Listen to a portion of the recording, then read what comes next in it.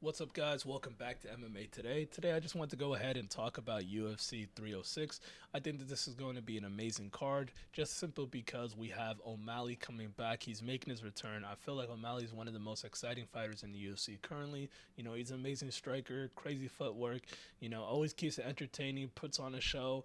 And then, Merab, he's a great dancing partner for O'Malley in terms of, giving him a different look in terms of grappling. And then also, I feel like Merab's the type of guy, he's going to bring the fight. He's going to try to be in O'Malley's face. And, when those two collide, I think it's going to be fireworks. So definitely be on the lookout for this card. And I just want to go ahead and give my early thoughts and opinions and explain to you guys why I believe that Merab is going to lose against Sean O'Malley. Now, let me go ahead and bring up the breakdown of these guys. Now, one thing I do notice is that O'Malley's standing at 5'11", Merab's at 5'6". I feel like that's going to be really difficult for Merab to kind of close the distance with O'Malley. He's typically used to facing a lot of shorter guys like Henderson Udo, Jose Aldo, and Peter Yan. Those guys were, a lot smaller, so they had to come in close range with Merab, kind of trade with him, and that's where Merab is able to get a lot of his takedowns. This is the first time he's going to face like a really technical, long-rangey striker who has really good takedown defense. O'Malley might not look like it, but I feel like he's a lot stronger than he's looked, and he's been putting on a lot of muscle. If you guys remember when O'Malley first came to the UFC, he looked pretty sick. Like, he looked actually physically ill. His body's very skinny. He didn't have a lot of muscle mass. I believe he said he was vegan at the time. And then ever since then, he's been developing his body. I can definitely see a significant muscle mass increase in him. And you've seen it in a lot of his fights. He's able to stuff a lot of takedowns and be really strong in places that a lot of people thought he would have been taken down by him. So I think that O'Malley definitely has the advantage on the feet as well. Let's go ahead and see the numbers between them. Now, O'Malley is a sniper. He finishes a lot of his fights by KO. He has 12 knockouts on his resume, whereas Merab, I believe he's only has 3 knockouts. So he has a 19% KO rate, while O'Malley has 67%.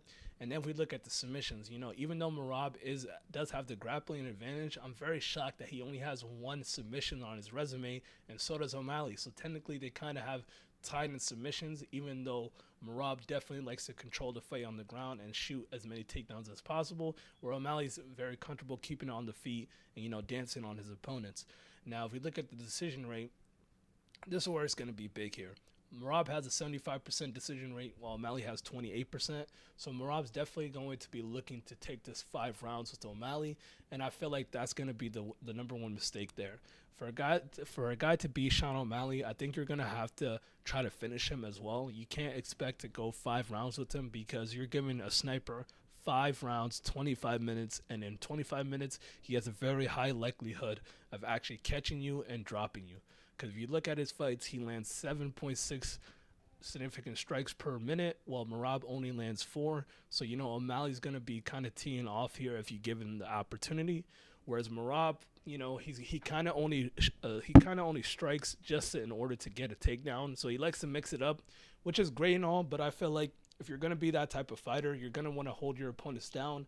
Merab typically allows a lot of guys to get back up, and I feel like that's going to be a big downfall for him. Because we look at the grappling numbers, he does shoot a lot. He does average 6.4 takedowns per 15 minutes, which is pretty good. But I feel like at the end of the day, we're in an era where it's damage based scoring, where grappling is just not gonna cut it. It may have worked against Peter Yan. It may have worked against Jose Aldo. But I feel like if you're gonna face someone like Sean O'Malley, you're gonna have to give him more than just grappling to look at.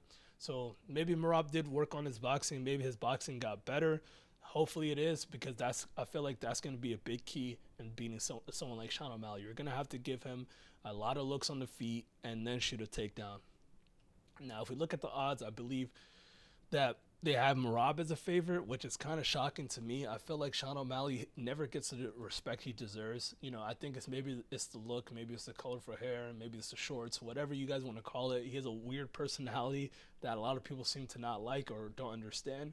So they assume that he's a lot, you know, he's more playful than what he actually is. But to me, I feel like when he's in the octagon and he's in the flow, this guy's a straight up killer.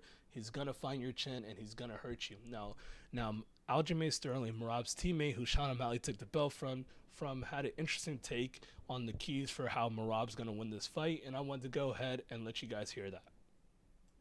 Thoughts are O'Malley is very good at what he does, and Merab is very good at what he does as well. I think it's going to come down to a patience game. I think if Merab implements the game plan that I use in the first round, just make it a slow fight. Um, let O'Malley be the one to make the mistakes. He's used to people chasing him, and he's a very good counter fighter. So don't give him what he needs, which is what the game plan was in our fight. And somehow, some way, mentally just made a mistake. Um, I want to pause that right there. I don't believe Aljamain said somehow, some way. I think he kind of knows it maybe deep down. Maybe his ego won't let him.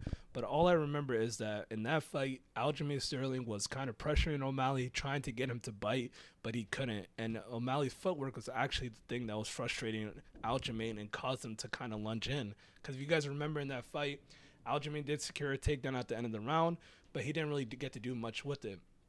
And at the start of the second, he did try to shoot, and O'Malley is very great at hand fighting, and his takedown defense doesn't get enough credit because he was able to stuff some of Aljamain's takedowns and push him off, and that's what actually caused Aljamain to kind of overextend because O'Malley threw a front kick towards the body, and usually with grapplers, when they see someone throw some kicks, leg kicks, or any body kicks, that's when their opportunity is to kind of close the distance and get a hold of them. You will see guys like Khabib and Islam, they do that all the time. If someone throws a leg kick at them, they're very quick at like kind of grabbing your leg or getting close to you.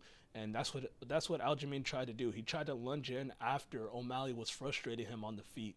So I think that it's not just a key of staying patient. You're gonna have to actually, bring the fight to O'Malley as well. You can't just be because who could ever get a takedown going backwards? That's impossible. You're gonna have to be the forward fighter, and when your keys to winning is grappling, to me, I feel like you're gonna have to actually put yourself out there and show some looks on the feet, maybe throw a couple strikes, something to get the striker off his game to where you're able to sink your hands in there and secure the takedown.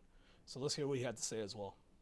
trying to be overly eager to just get out of the cage, and I got out of the cage in the way that I did not want to, meaning making a mistake, causing a TKO scenario. So just speaking to Marab, just let him know those are his keys to victory. You watch his fight with Pedro Munoz; it's a very slow paced fight. Not much happens if you don't give him what he wants. And I think anyone who's an analyst in the sport knows what he's good at, knows what he needs to have success. You take those tools away from him, then he doesn't really. I don't want to say he doesn't really have much, but we haven't seen that side of him. So I'm just gonna go ahead and pause it right there. So he brings up the Pedro Munoz fight, and that fight is pretty. It's a boring fight, I will say, and that O'Malley really didn't get nothing off in the first round. So I wanted to go ahead and pull up the stats for that fight as well, just to show you guys.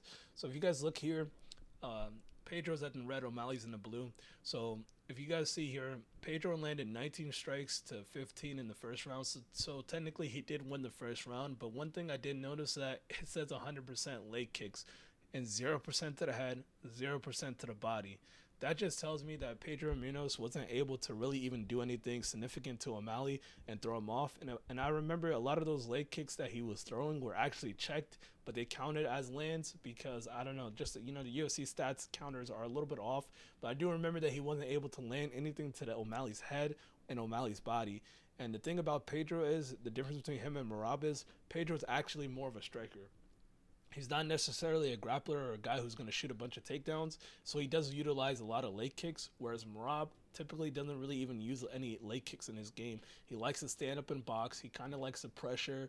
He might throw a few leg kicks here and there, but he's definitely not going to throw as many as Pedro. Pedro threw 26 shots and only 15 landed, and all of those were leg kicks. Whereas O'Malley, if you see him, he was targeting the body and the head, and even though he didn't land as many shots in the second round, we started to see O'Malley start to open up a little bit.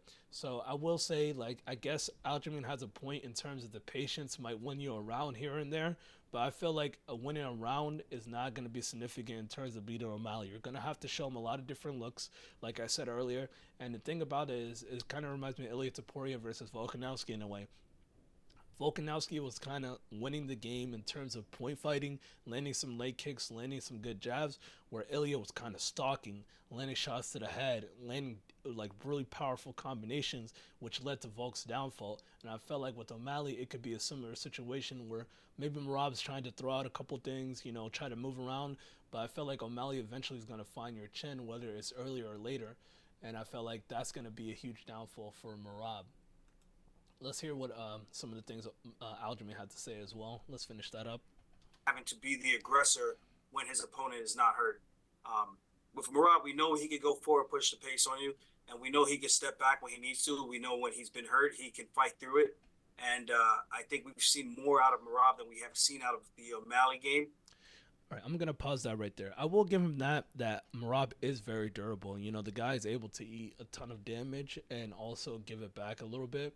You know, you've seen it in the Henry Cejudo fight. You've seen it in, you know, with not Pedro, with Marlon Moraes. He was able to, you know, eat some of those shots and even recover. So that's kind of impressive from Rob. I will give him that. His cardio is amazing. You know, he's not gonna get tired at all, and you know he's gonna have a very durable chin. With that being said, even though he is able to recover, him getting hurt in a lot of these fights tells me a lot about Marab's defense. His defense isn't that great on the feet. He leaves his chin wide open, and with a sniper like Sean O'Malley, you do not want to leave your chin open. The guy lands 7.63 significant strikes per minute. Any of those could be a KO blow. You know, he's gonna TP to the body. He's gonna hit you with a lot of feints. So I think for Merab, he's going to have to bring that fight to O'Malley in a different way, other than just spamming a bunch of takedowns. You know, even takedowns itself is going to be risky against O'Malley because you might get a knee up the middle. As you've seen with Chito Vera, O'Malley noticed he kept on dipping his head down. If he noticed that Merab dips his head down a lot, he's going to fire that knee up the middle, and that could potentially knock him out. Now, I wanted to go ahead and get your guys' thoughts and opinions on that. Make sure you guys leave a comment, like the video, subscribe, and let me know what you guys want to see next. And I'll catch you guys in the next one. Peace.